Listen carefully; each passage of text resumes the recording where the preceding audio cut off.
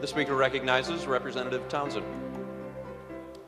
Thank you, Mr. Speaker. I rise today to urge adoption of my amendment to House Bill 4350. The purpose of this amendment is to tie part of this legislation to legislation that I have introduced, House Bill 4774.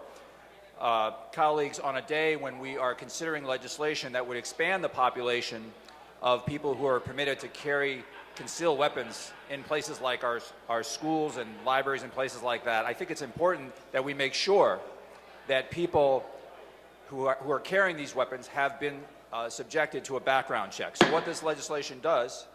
Representative, I ask that you please keep your comments to the bill before us. The Speaker recognizes Representative Townsend. I certainly intend to do that, Mr. Speaker. I was just merely pointing out what this legislation does, which is expand close the loophole that we have right now in Michigan law, where many thousands of people are getting access to guns without going through a background check.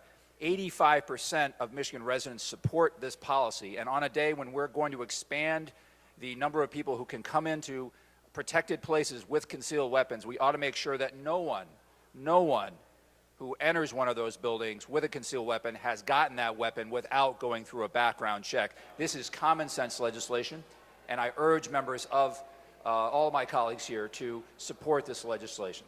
Thank you, Mr. Speaker. Thank you, Representative. The question before the House is the adoption of the amendment. The clerk will open the board. The amendment is not adopted.